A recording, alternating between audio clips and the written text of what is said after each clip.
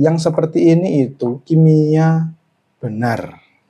Tapi saat ini kita tidak cukup hanya dengan kimia benar, kita butuh kimia baik.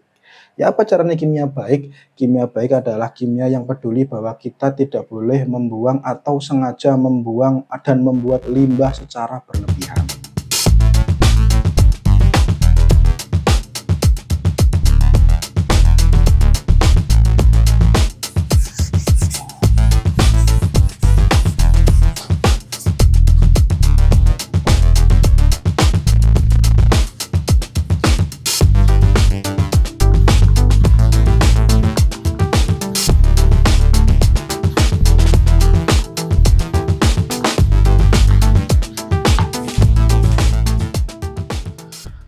Halo teman-teman semua, selamat datang kembali di Baru Belajar. Alhamdulillah pada malam hari ini kita bisa berjumpa lagi di Baru Belajar untuk melanjutkan pembacaan kita pada buku kimia dasar karya Bapak Raymond Chang.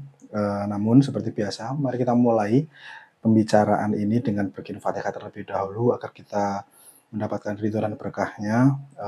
Yang pertama kita tujukan kepada kedua orang tua kita, yang kedua kepada guru-guru kita, dan yang ketiga kepada Bapak Raymond Chang yang bukunya kita baca. Kepada semua yang telah disebutkan, Al-Fatihah. Alhamdulillah.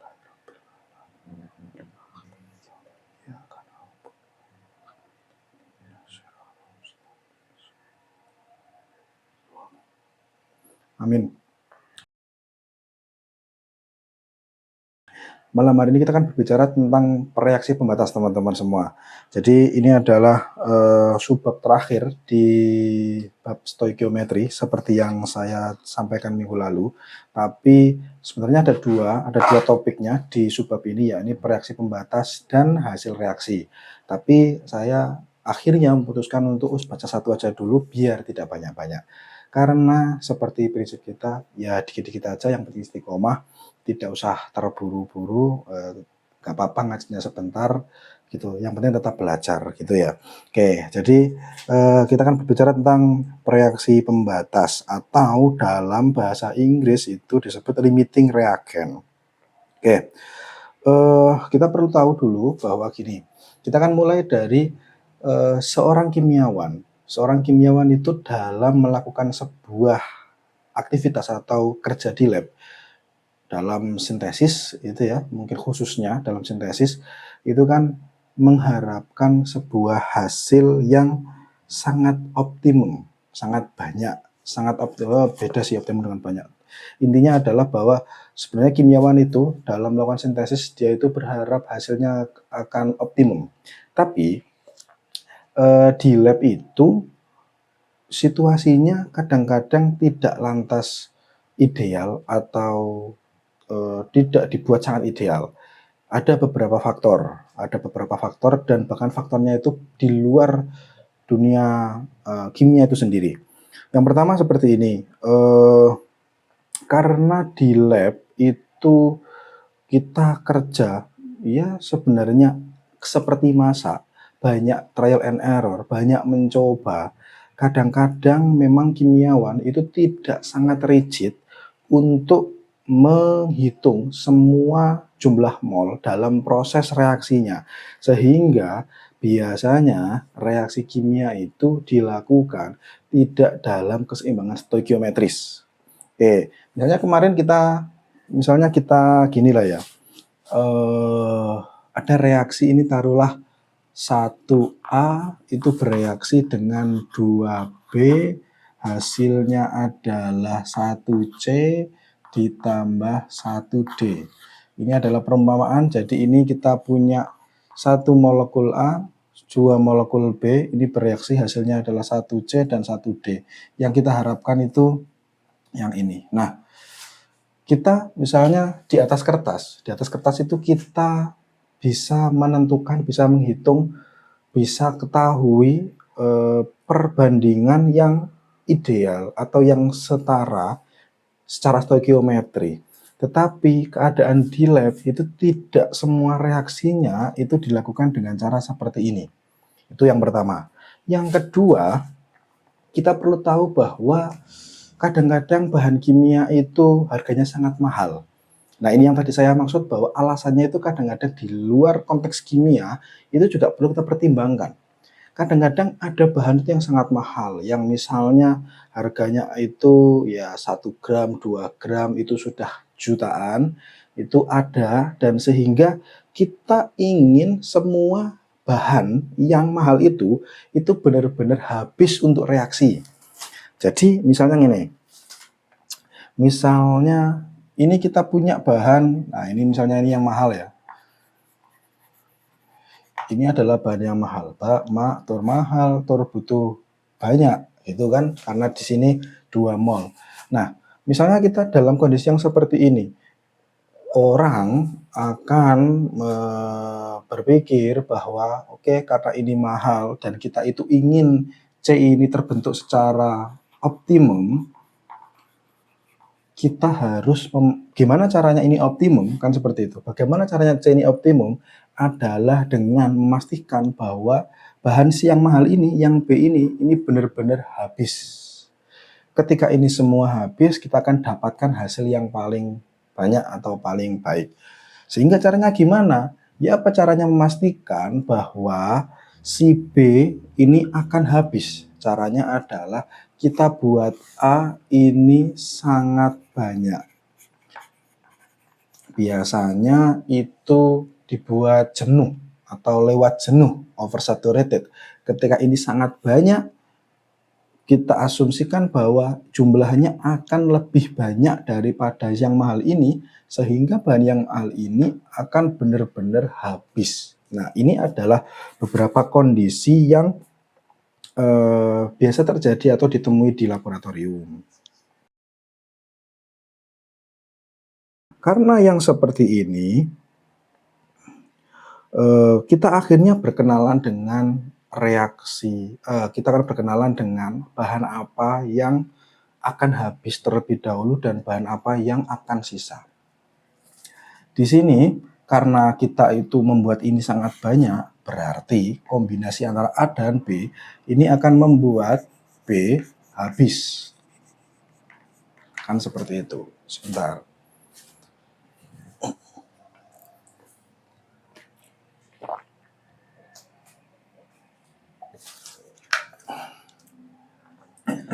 Kondisi seperti ini tuh akan membuat B itu habis.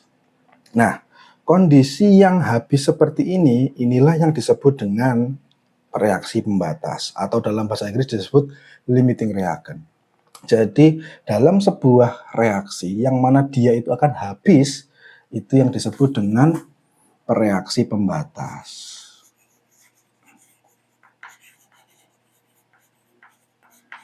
Nah, berarti ketika A dibuat sangat banyak, yang tujuannya adalah agar B benar-benar sudah habis bereaksi, berarti akan ada A yang tidak ikut bereaksi. Di sini kita akan berkenalan dengan A, yang mana ketika B itu habis, yang A itu berarti sisa, ini disebut dengan excess reagen atau bereaksi berlebih. Nah, ini adalah konsep dasar dari reaksi pembatas. Jadi bahan yang akan habis terlebih dahulu dalam proses reaksi itulah reaksi pembatas. Analoginya seperti ini, teman-teman. Bayangkan dalam sebuah pesta dansa, mungkin teman-teman yang tidak cukup familiar bisa cari dulu apa itu pesta dansa, tapi saya kira mosok gak ngerti, ketoke sih ngerti. Jadi dalam sebuah pesta dansa itu selalu berpasang-pasangan antara laki-laki dan perempuan. Dalam sebuah ruangan itu, ini pesta dansa, ada 5 orang perempuan dan ada 7 orang laki-laki. Pesta dansa selalu membutuhkan pasangan-pasangan antara laki-laki dan perempuan. Dalam kondisi seperti itu, berarti 5 perempuan akan berpasangan dengan 5 orang laki-laki. Dan akan ada 2 laki-laki sisa. Nah, dalam kondisi seperti ini, berarti akan ada 5 pasangan. Nah, itu molekul baru. Dan ada 2 laki-laki yang tidak dapat pasangan, dan itu adalah bereaksi berlebih. Sehingga di sini kalimatnya akan menjadi jumlah perempuan akan membatasi jumlah pria untuk berdansa. Nah, itu adalah analogi yang dibuat oleh Bapak Raymond Chang. Kita bisa memahami kenapa kok analoginya adalah dansa, karena dansa adalah budaya yang dimiliki oleh Bapak Raymond Chang.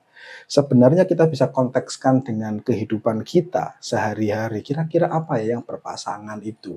Seperti itu. Tapi saya kira ini menjadi contoh kreatif yang menarik dari Bapak Raymond Chang untuk menjelaskan apa itu reaksi pembatas dan reaksi sisa. Atau di sini reaksi berlebih itu. Jadi reaksi yang akan habis terlebih dahulu, itulah namanya reaksi pembatas. Sehingga saya akan kembali ke sini terlebih dahulu. Ketika kita sudah tahu konsep reaksi pembatas dan reaksi berlebih, ketika B itu akan habis, akan sengaja dibuat habis dan akan ada A yang akan tersisa, berarti reaksinya itu akan, kalau ditulis lengkap ya, akan menjadi dan ada A sisa. Jadi A ditambah B, hasilnya adalah C dan D, dan hasilnya itu pasti akan ada sisa A yang tidak ikut bereaksi. Ini adalah dua laki-laki yang tidak dapat pasangan perempuan tadi itu. Seperti itu. Oke, sekarang kita masuk ke contoh. Biar kita meletakkan, kita pijakannya kan seperti ini. Pijakan konsepnya seperti ini, contoh analogi kehidupan sehari-harinya tadi Bapak Raymond Chang menyampaikan dengan cara dansa. Sekarang kita akan gunakan contoh yang terjadi di laboratorium. Oke, contohnya begini. Pembentukan nitrogen oksida dari pembentukan nitrogen dioksida dari nitrogen oksida dan oksigen. Itu adalah kalimatnya. Jadi ada reaksi yang ini adalah produksi nitrogen dioksida. Nitrogen dioksida ini didapatkan dari nitrogen oksida dan oksigen. Seperti biasa, awal yang bisa kita lakukan adalah dengan menyeimbangkan. Seperti yang kemarin, bahwa ya tinggal dilihat saja, ini N muncul sekali, ini O muncul 2 kali, ini N muncul sekali, O muncul sekali. Berarti yang harus diseimbangkan adalah O. N di sini 1, N di sini 1, berarti nanti koefisien dari NO dan NO2 itu insya Allah akan sama. Yang perlu kita seimbangkan adalah jumlah O. O di sebelah kiri ada 3, O di kanan ada 2. Bagaimana cara menyeimbangkannya? Kita coba ini dibuat double. Misalnya ini dibuat 2. Oke, sekarang kita dapat O-nya, itu yang sebelah kiri ada 4, 2 dan 2. Oke, bisa nggak ini O-nya jadi 4? Bisa, diberikan 2. Nah, ini sudah setara. N-nya ada 2, O-nya ada 4. Sudah setara, seperti kemarin. Oke, ini sudah setara. Ini adalah reaksi yang seimbang secara stoikiometris. Misalnya di lab kita itu ketemu bahwa ternyata yang terjadi itu kita punya molekul NU itu 8 mol. 8 mol molekul NO. Dan oksigennya itu kita punya 7 mol. Nah, gini. Pertanyaannya adalah mana reaksi pembatasnya? Kalau lanjutannya ya mana yang sisa? NO atau O2, mana yang pembatas, mana yang sisa, NO atau O2. Ketika kita punya NO-nya itu 8 mol dan O2-nya itu 7 mol, ketika reaksi seimbangnya itu seperti ini. Gitu pertanyaannya. Jadi pertanyaan-pertanyaan di subbab reaksi pembatas itu biasanya dalam bentuk seperti itu. Berapa, siapa reaksi pembatasnya, lalu nanti dikembangkan dengan berapa jumlah dan berapa masanya, seperti itu. Oke. Nah, bagaimana caranya? Ini adalah cara Bapak Raymond Chang. Bagaimana cara menentukan reaksi pembatas? Nomor 1 adalah dengan cara menghitung jumlah mol produk, atau dalam di sini itu NO2 ini, menghitung mol. Cara nomor 1 adalah hitung mol produk dari sumber-sumber yang dimiliki. Jadi menghitung jumlah mol produk berdasarkan jumlah awal. Dari 8 mol NO itu kira-kira nanti akan dapat berapa NO2. Dari O2, dari mol NO2 ini, jadi dari 8 mol NO akan dapat berapa NO2. Dari 7 mol O2 akan dapat berapa NO2. Itu yang pertama. Hitung mol produk dari mol reaktan. Yang kedua, nah ini kuncinya adalah reaksi pembatas itu, reaksi pembatas, saya singkat ya, reaksi pembatas adalah yang menghasilkan hasil paling kecil, menghasilkan produk paling kecil. Jadi ini adalah langkah yang dibuat oleh Bapak Raymond Chang. Nah, gimana cara penerapannya? Sekarang 2 mol NO ini kan secara stoikiometri setara dengan 2 mol NO2. Ini yang kemarin, yang belum bisa dilihat dulu video yang kemarin. Nah ini ya, 2 mol NO itu secara stoikiometri akan setara dengan 2 mol NO2. Sehingga ketika yang kita miliki itu 8 mol NO, berarti kita juga akan dapatkan 8 mol NO2. Oke, 8 mol NO2. Menghitung mol produk dari mol reaktan. Yang kedua, 7. Ini 1 ya. 1 mol O2 itu secara stoikiometri setara dengan 2 mol NO2. Oke, di sini kita punya 7 mol O2. Berarti kalau kita punya 7, berapa NO2 yang terbentuk? 14 mol NO2, 14 mol. Jadi ada 8, ada 14. Mana yang lebih kecil? Reaksi pembatas adalah produk yang hasilnya paling kecil.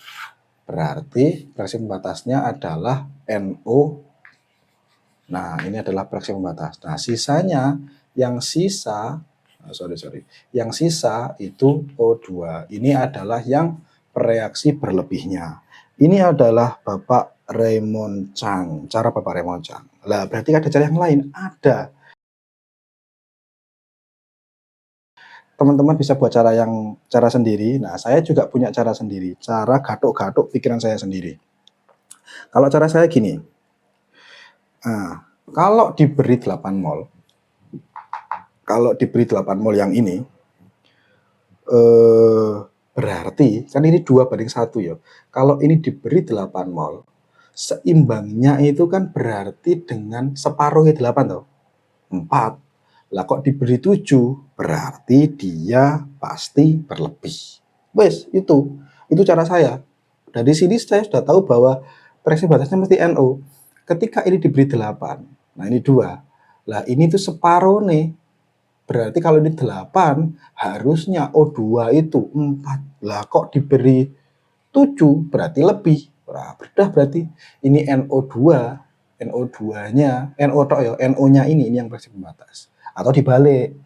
Kalau ini diberi 7, nah ini kan 1, ini 2. Kalau ini diberi 7, lah harusnya NO itu jumlahnya 14. Nah kok cuma diberi 8, kurang. Nah karena kurang sedikit. Lah karena sedikit itu, berarti dia adalah reaksi pembatasnya. Ini adalah cara saya. Sehingga ya kita bisa beda cara, tapi muaranya sama. Ya kayak seperti Islam itu. Kita bisa berbeda cara bagaimana menerapkan atau melaksanakan agama ini. Kayak misalnya penetapan awal Ramadan, ada yang beda. Cara sholat subuh, ada yang kunut, ada yang tidak kunut. Terawih, ada yang 20, ada yang 8. Beda cara, tapi tujuannya sama, Gusti Allah. Ini juga sama. Kebenarannya ujungnya sama, tapi punya saya dengan punya Bapak Raymond Chang beda. Teman-teman mau beli yang mana? Bebas. Atau mau buat sendiri? Bebas. Tidak ada yang salah dengan itu. Nah, sehingga ketika tahu dari sini, kita akan tulis bahwa Misal, ini lengkapnya dari konteks ini ya. Jadi ini ada 8 mol NO, ini terus habis itu ditambah dengan 7 mol O2, hasilnya itu kan 8 mol NO2 ditambah berapa sisa NO-nya adalah 3 mol berapa jumlah sisa O2-nya kok NO? Berapa jumlah sisa O2-nya? Nah, 3 mol O2 lah. Ini adalah reaksi lengkap yang mempertimbangkan sisa, yang mempertimbangkan reaksi berlebihnya. Oke. Contohnya ini saja. Meskipun kadang-kadang teman-teman perlu perhatikan bahwa soalnya itu kadang-kadang memang dibuat seolah tidak simpel. Dengan cara apa? Molnya dibuat koma-koma. Jadi tidak 87 tapi misalnya 1,27, 2,33 gitu.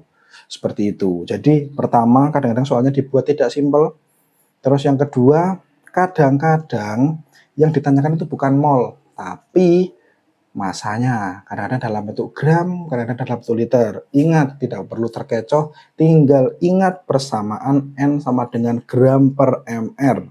Kalau ditanya masanya, berarti silakan mencari gramnya karena kita tahu mol, karena kita tahu mr.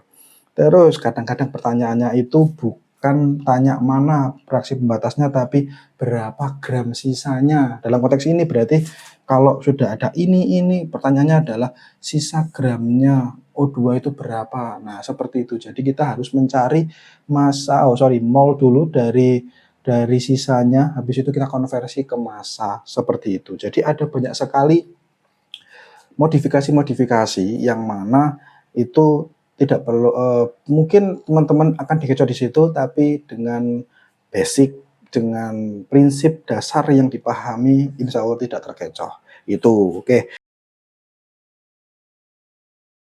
Nah, ini sudah materinya itu sudah sampai sini. Tapi saya ingin tambahkan begini, bahwa ini dalam teorinya seperti ini ya. Ada dalam teori itu kita mencoba memberikan A di sini dengan sangat banyak, atau dalam ini itu O2-nya dalam sangat banyak, sehingga benar-benar NO itu habis bereaksi gitu dan sebagainya. Tapi teman-teman semua, di tahun 2026 ini kita tuh sudah mengenal ada konsep yang namanya kimia hijau yang sudah diperkenalkan oleh Bapak Anastas dan Werner, yang kurang lebih diinisiasi dan mulai diperkenalkan pada tahun 1998. Ini apa ini? Konsep green chemistry adalah konsep yang mana bahwa kita sebagai seorang kimia itu harus bersama-sama menjaga dunia. Menjaga dunia dengan melaksanakan aktivitas-aktivitas yang peduli pada lingkungan, sehingga kita tidak terlibat dalam proses membuat kerusakan lingkungan lebih cepat terjadi. Kenapa kok seperti itu? Kita tahu bahwa di lab kimia itu ada banyak bahan-bahan berbahaya, ada banyak bahan-bahan yang mungkin sifatnya itu tidak baik untuk lingkungan, dan tentu juga ada emisi karbon, sehingga kita perlu menekan itu semua, sehingga karena lab itu juga mengeluarkan emisi karbon, karena lab itu juga mengeluarkan bahan-bahan berbahaya, sehingga kita harus tekan sehingga jumlahnya itu juga yang keluar tidak banyak. Salah satu prinsip paling inti dari kimia hijau adalah mengurangi sejak dari sumber atau reduce from source. Jadi dari sumber kita tekan, agar apa? Agar limbah yang keluar itu tidak banyak. Seperti itu. Sehingga memang dalam teori seperti ini, tetapi saat ini yang seperti ini itu kimia benar. Saya menyebutnya sendiri. Yang seperti ini itu kimia benar. Tapi saat ini kita tidak cukup hanya dengan kimia benar, kita butuh kimia baik. Ya, apa caranya kimia baik? Kimia baik adalah kimia yang peduli bahwa kita tidak boleh membuang atau sengaja membuang dan membuat limbah secara berlebihan. Itu kimia baik. Dengan sadar seperti itu, sehingga kita perlu ya capek sedikit penghitung nggak apa-apa lah, biar yang A ini tidak jadi limbah. Loh, dari reaksi ini aja loh, kita sebenarnya sudah menciptakan limbah. Apa? D. Di sini yang tertulis produk bermanfaatnya adalah C. Kita ini sudah dapat produk samping. Ya kalau ini bersih ini tidak ada produk samping. contoh yang nomor 1, ini kan ada produk samping.